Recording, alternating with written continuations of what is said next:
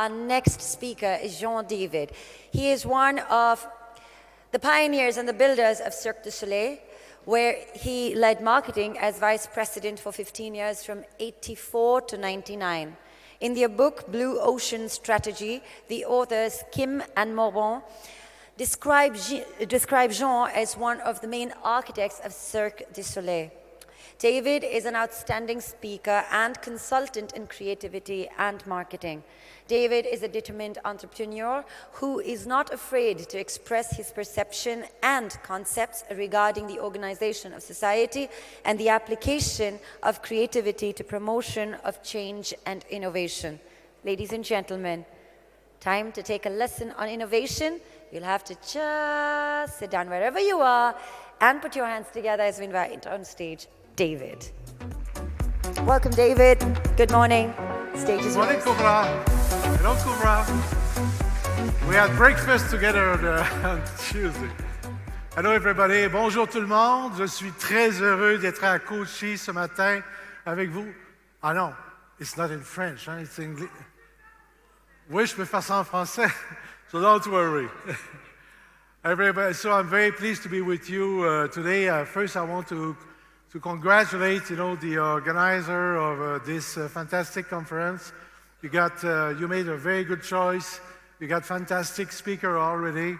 And then, the team you choose is fantastic and is truly appropriate at this moment. So what I want to talk to you is about Cirque du Soleil and my experience at Cirque. And in a sense, what I'm going to present you this morning, very briefly, it's a kind of a study case, in a sense, about innovation.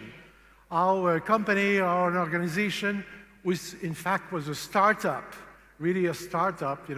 When I started at Cirque the first year, we were $50,000 in the red.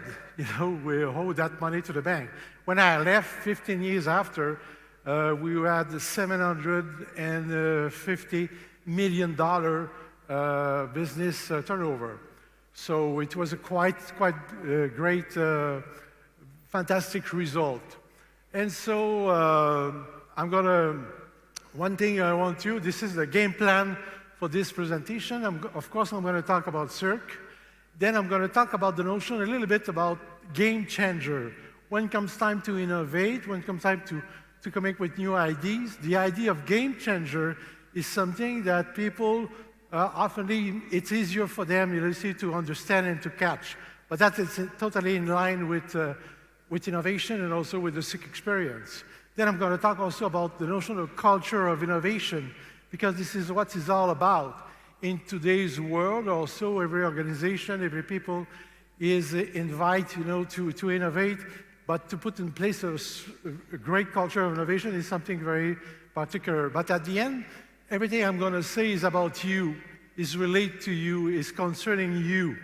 So please feel concerned.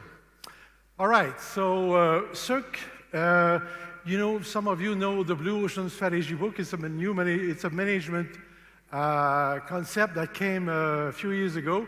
And the first paragraph, the first line of this book is about Cirque du Soleil as an example. And what is Blue Ocean Strategy? Very simply, that's the idea that you create an uncontested market space for yourself.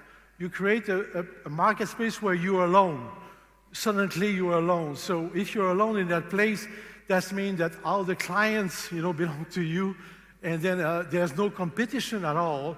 And then, so I invite you to have a look at this book. It's quite interesting. And in a sense, when you put in place this concept of this notion of a Blue Ocean Strategy in your organization, you put in place a true culture of innovation, definitely. So let's start. And then I got a question for you. What is your favorite animal?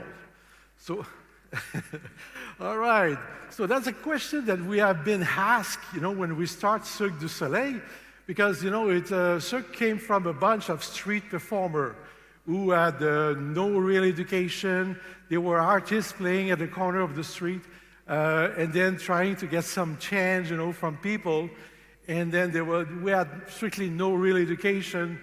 But then we start, this thing, and then we put together this. The idea is that those street performers, they didn't use animal at all, never, because they were people playing with people, having fun with people. So when we decided to put together that concept under a big top, and then we decided to call ourselves Cirque du Soleil, which is in English would be Circus of the Sun. So then a big question had been asked to us. We say, people were asking us, the media, the press, everybody was asking us, how come you're a circus but you don't have animals? Because that, you know, for most of the English-speaking people, a circus means animals.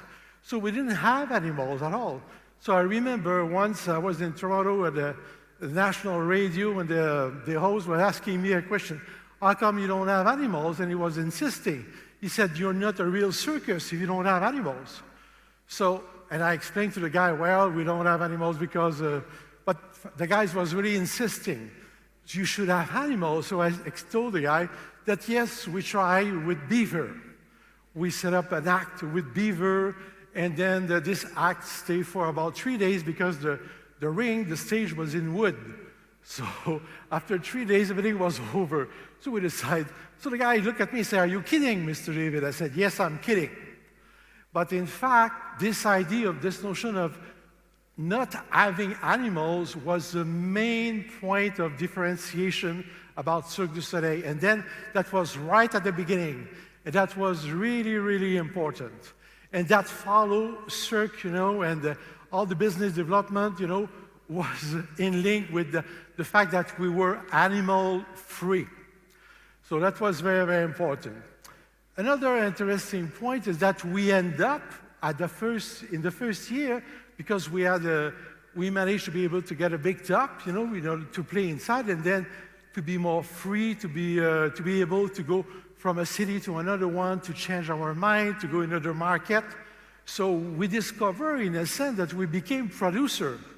We produce ourselves inside our own performance hall. So in a sense, we became more free to do whatever we want. And we discover literally that we became a producer. And then by then, we became a kind of game. We changed the game, you know, like with the animals, like we were not obliged, let's say, to follow the rules of the theater or the arena.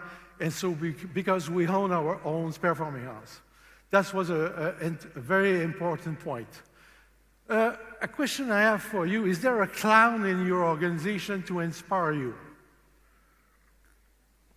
I can tell you yes, because I'm here since the beginning of the conference, and I saw many clowns, you know. But the idea of the clown is that at Cirque, as manager, you know, we were going at the office in the morning, and then as manager, as people in charge of, let's say, HR, advertising, all the production, logistic, for us, it was very important to be as good as the artist the day before. You know, the night before, the artist on stage, the artists were giving 100% of themselves. You know, they were totally involved, you know, in the production. And so for us, when we went back at the office in the morning, in our mind, we told ourselves we have to be as good as the artist last night. So we have to give 100% of ourselves. Yes, we can do mistakes, but we can also do the best. We have to give the best. So in a sense, we integrate, you know, those artists in our mind, in our way of doing our job. And then, in fact, what's happened then is that the artists, clown, juggler, and acrobat, you know, we integrate them, and they became our management model, because they were our reference. So there was a real osmosis, there was a real link between the product itself, the people who were delivering the product, and the people who were facilitating that production. So there was a real connection, and that was very, very, very important in the development of Cirque du Soleil. Another point, interesting point, we decided at one point that our clients were intelligent people, and then we decided that right at the beginning. And again, that comes from the artistic people. The director one day explained to us, because we at marketing, we were waiting for them to come up with the show. You know, all shows were, let's say, a work in progress. They were creating from zero, from the scratch. And so for us, we were looking for, was there a storyline? Because we want to sell that show. So the director explained to me, Jean, don't worry, because with everything we put in place, the movement, the decor, the lighting, the music, everything creates a special ambiance. And with the acts all together, we generate emotion. And those emotions, the people are able to translate them for themselves. And so by then, people were creating their own story. And he said, don't worry, because people are intelligent. Our clients are very intelligent. So we decided to integrate that notion of clients are intelligent people in our marketing program, in all of our communication. By then, that means that we have to be respectful of people. We didn't have to tell too much. We didn't have to use superlative to describe us, because everything was there. We have to be very simple, very honest, very transparent, and let the people do the job in a sense. But then when we start to applying that concept in our marketing program, we face some resistance in the United States. Because at that time, the people who were dealing, and in fact, surprisingly, people in the advertising world, the people in promotion, they were used to traditional circus. And for them, the people, they were dummies. They were nuts. You can do whatever you want with those guys. You can do sampling, couponing, whatever. But then we discovered that we have to teach those people that, hey, wait a minute. The people, our client, are not like the other one. Ours are very intelligent. So what does that mean, smart clients? And it's something, in my opinion, which is still good today. They were clients who were people, they were looking for authenticity in terms of the experience they were living. They were people who were looking for meaning. What we were offering them as definitely a strong meaning for them. They were people who were willing to share about their experience. They came to see us, and they were so overwhelmed that they want to be able to talk about that experience the day after, at the office with their friends. They want to be able to talk about. One thing also very important is the notion of identity. Smart clients, the experience they live is integrated inside their own identity. And by that I mean it's a kind of a reference. What they see, they're so overwhelmed, they like it so much that they integrate it as part of their own identity. So that's extremely important. And finally, the notion of edutainment. People, they want to learn something through the experience, but at the same time, they want to be entertained. So those are, in my opinion, what it's about smart client. So if you have smart client, we understood that we need to have very intelligent people, very intelligent employees. You have to be intelligent to deal with intelligent people. That's for sure, Of course, we were looking for people with high skills, but more importantly, what we were looking for was the people with passions. Good, you had the skills, but do you have the passion? And the passion means the idea of to be able to contribute to the experience, as an employee. And what is smart employee? Smart employee is very simply our employees who are willing to they want to collaborate. Again, they want to make sense. What they're doing as an employee has to make sense with themselves, but also make sense with their colleagues, make sense with their clients. The notion of to care. There are people who want to care about what they're doing. They want to care about the product. They want to care about their friends. They want to care about the suppliers. They want to care about everything. And there's also people who want to share. Employees want to be able to be, because they're proud. They want to be proud of the experience. And also, finally, those are people who want to perform because they know they're going to be judged, by their performance. And this, in my opinion, is still good today for every business. Customer service, very simply, I ended up once in a big conference on customer service, and it was big company, utilities company. And those guys, I was part of the panel, and those guys, they were telling everybody how much money they were investing in customer service and training of their employees. And we at Cirque, when comes my time to speak, we at Cirque, the people who were dealing with customers, they were local employees because we were touring at that time. And so we had to hire 50 people in every city in order to deal with the customer. But those people, they were, let's say, they were retired people, they were young people, they were people on, let's say, on unemployment. You know, they come for a temporary job. So they were temporary workers. They were not easy to find necessarily.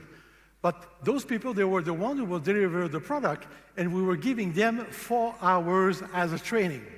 But in fact, we never really had big problem in terms of customer service, because one thing very simple is that the people, our clients, the expectation they have in front of Cirque du Soleil was so high, that level of expectation was so high, and then we were able to deliver the goods, you know?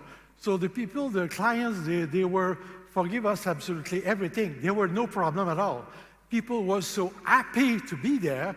You know, they were outside waiting in line to get in, and they were already thrilled, you know, they were overwhelmed because they were not inside. So as soon as they get inside, they were seeing those local guys who were dealing with those local employees. They were the one at the box office, they were the usher, the people at the ticketing system.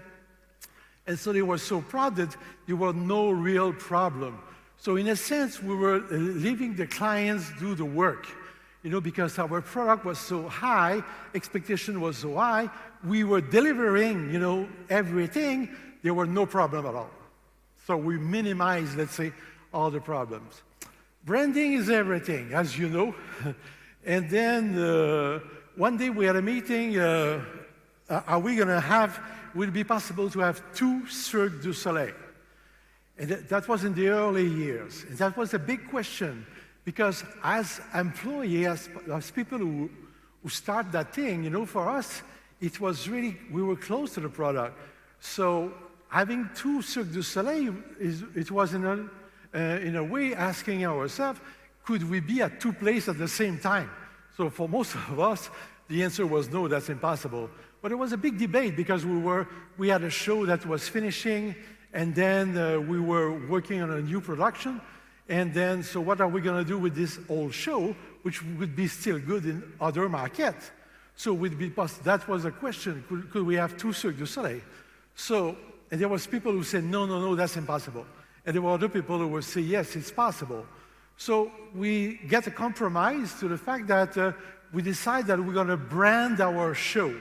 Each new show we're going to create, we're going to give it a name, like a baby. And so this is how we create Saltimbanco, Alegria, Mystère, etc., you know? And it makes, marketing-wise, it makes our life easier. There was always only one Cirque du Soleil, but there was many production of Cirque du Soleil, different production. And we agree on one thing, there going to be only one Alegria, let's say one Saltimbanco. We will never duplicate, let's say, having 2 or 3 of the same production running simultaneously.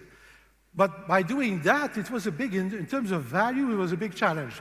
But by doing that, we agreed to a fact that we give ourselves the right to become bigger, in a sense, and to develop business-wise the whole company. So a few months after that meeting, we were in discussion with a big Japanese producer from Fuji Television Network in Japan. And then the producer came to our office in Montreal with a contract of $40 million. And the guy, you want to have Cirque du Soleil, you know, you want to present Cirque du Soleil in Japan. And he said, I got some requests. So the show, which was just finished, we thought, okay, we were going to send it to Japan. So he said, I have a request. I'd like this show to be called Fascination, because he said, that's easier for the Japanese public to pronounce, you know? So he came with this idea. So we looked at ourselves, we said, okay, Fascination, no problem. And then he said, I have another request. I don't want to see the word Cirque du Soleil, because he said, that's too complicated for the Japanese public to pronounce. It's impossible. But they say, and then at that time, we were a bit on the state of shock because we got a huge $40 million contract suddenly, and the guy, he wants us, but he doesn't want us at the same time. So we said, no, we're not going to go to Japan without Cirque du Soleil. You know, our brand name has to be there, sir. And we explained to the guy that you're a producer, you know you're going to be successful with us. By that time, you know, we're going to spread all over the planet. And then, by the way, at the moment, you're going to want us to come back with other production. So you're going to be happy to be able to say, hey, I got the famous Cirque du Soleil in Japan. So I said to the guy, you should treat us like it's strictly like a brand. It's like Coco, Chanel, Ralph Lauren, Gucci, Louis Vuitton, you know? And the guy said, oh, okay. That was tough for him, but finally the guy accepted and we were able to go to Japan. And we're still going to Japan. Then we end up in Los Angeles. It was a big turnover, big change, you know, in Cirque du Soleil. And we arrived in Los Angeles, and then nobody knew us, really. We were almost strangers. People thought we were coming from France. You know, they have no idea. Canada, Montreal, what is that, you know? But then what's happened is that it was like an explosion in Hollywood, in Los Angeles, in the art of the entertainment business. Suddenly they discovered something that was absolutely fantastic. And then it was also an explosion inside Cirque du Soleil. But suddenly we end up with about maybe dozens of producer, agents who want movie companies. They want to produce us. They want to buy us. They want to make movie with us. You know, they want to do everything with us.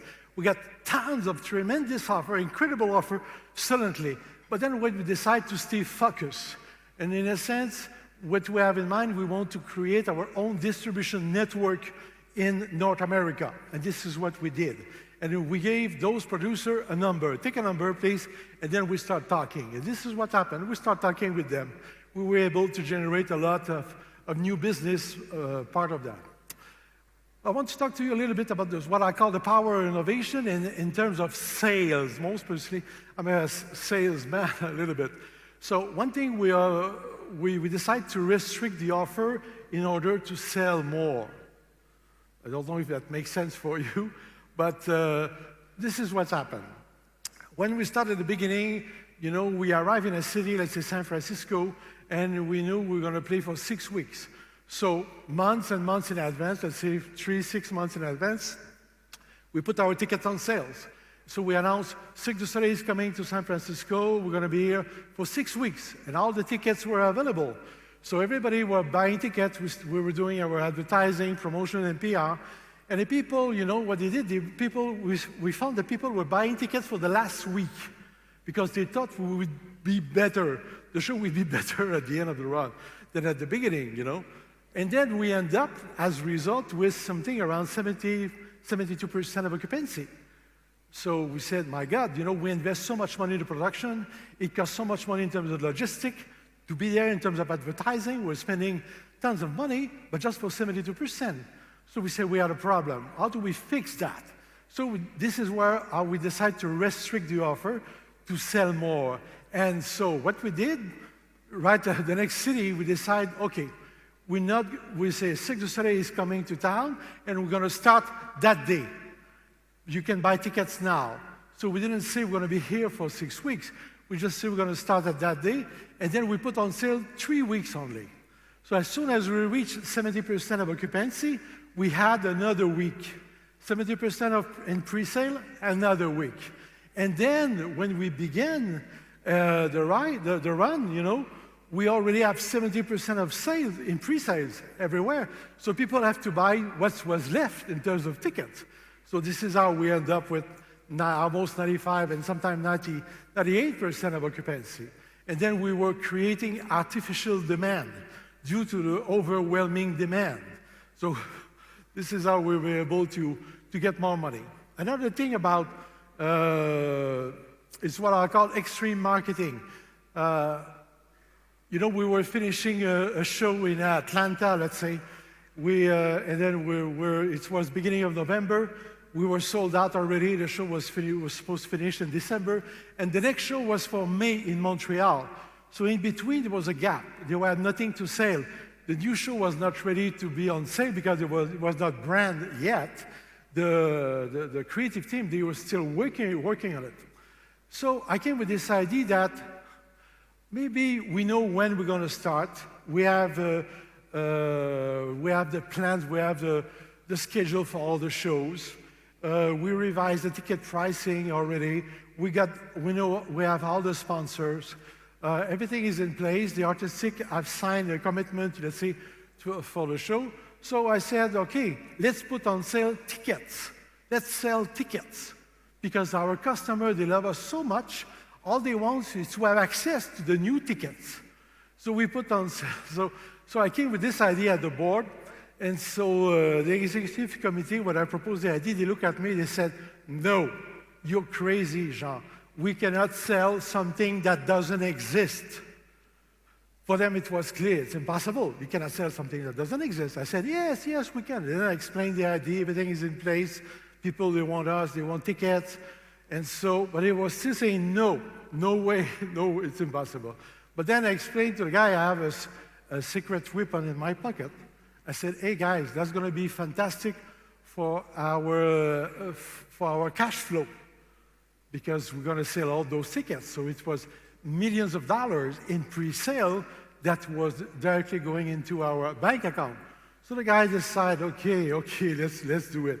So in fact, what's happened is that we innovate in our way of, let's say, launching a show in a city like that, a new show. But at the same time, I told my people, you will never go back. You will never do the things like you were doing before. When you innovate, you're willing to, that's the way to go far behind. And so another thing is about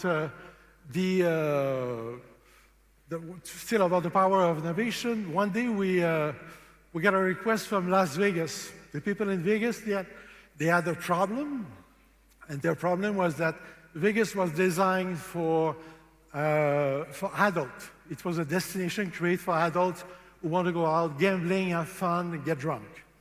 And then suddenly, those people who were going there for having fun, those adults, they get married and they got kids. And then all together, with their family, they want to go to Vegas.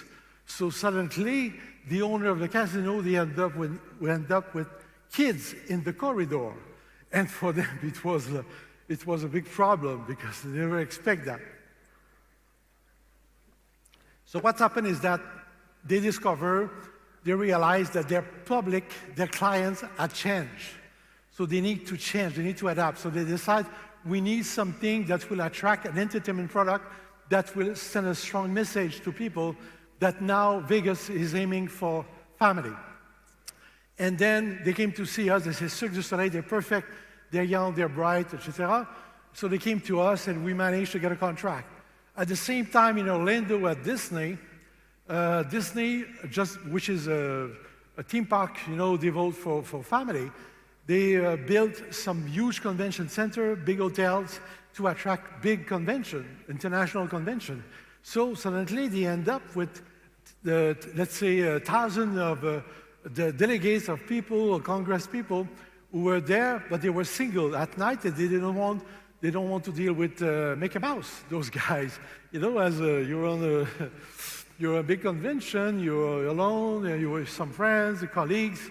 So they were looking for adult entertainment. So Disney, they thought, we need a new entertainment, something that we want to send a strong message out there that now Disney is also aiming for adult. And they came to us. They said, Cirque du Soleil, they're perfect, they're young, they're bright, they carry, real emotion, which was important for Disney. And so that's what I call the power of innovation. Two different problems, one solution, Cirque du Soleil, for exactly two different things. So that was quite interesting. 3 words to describe, the business development of Cirque is creativity, identity, and competitiveness. Creativity, we define new standard in our category. We became a reference. You know, the press, the people were comparing ourselves with ourselves. Identity, it was very, very important. You know, we were never shy to be able to tell where we were coming from and what we were doing. And that notion of identity was very strong for us.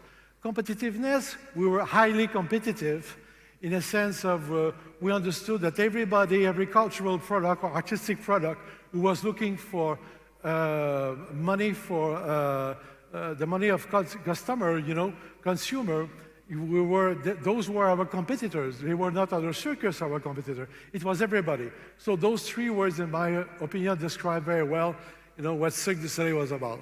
So what is a culture of innovation? I put that very simply. It's a culture which is driven by the creativity of all. You know, a culture of innovation inside a corporation, inside a group, inside a company, driven by the creativity of all. And by creativity here, I understand, I mean the originality of every employee inside an organization. This is driven by the originality of each people. Very, very important. It's a culture which encourages independence and accountability, approves taking risks while reducing the status quo, promotes and develops the ability to see, to think, and to act differently. That's very important. And also, it's a culture where new ideas are very welcome and supported by the organization. And so, by then, people, when it comes time to innovate, my suggestion to company and to people is that please mobilize your staff if you want to innovate. You want to innovate, mobilize all your resources. And then I want to finish by culture of innovation. Actually, you know, we all facing as part of a great opportunities. We are, and you are, actors and witnesses of a great transformation. And in a sense, you play every role. You are sitting here, you know, looking at the world, but at the same time, we are actor at this world. And for me, this is what about brand Dharma is about, you know. It's about people. It's about the way and the leadership that we implement in our daily day. And when I left Cirque, I told myself, the world is definitely changing out there. Something never seen is happening. And I decided, so let's lead the way. And that's something that I think I propose to you also to do, to lead the way. All right, so everything you saw on the screen is available at www.bigbangshow.com. If you want to take a picture, that's the time.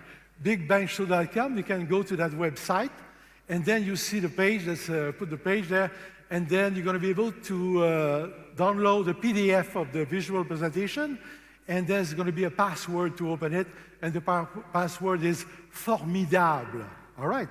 So the information will pass to you through the application of the convention. Thank you very much. A bit long, but bon. Thank you. You have no idea how I was looking forward to you saying formidable. Formidable. Formidable. All right, thank you so much. I'm going to request you to kindly remain on stage. Ladies and gentlemen, with a huge round of applause, please welcome Mr. Madhukar Kamath to kindly present a token of appreciation to Jean. Thank you. Jean, thank you so much.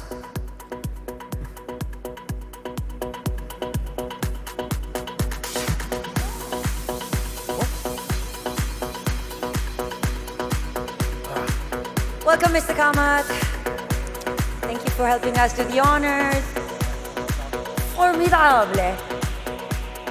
Formidable. You are the one. Hey, come on. Thank you. Thank you very much. Thank you. Thank you, gentlemen. Thank you.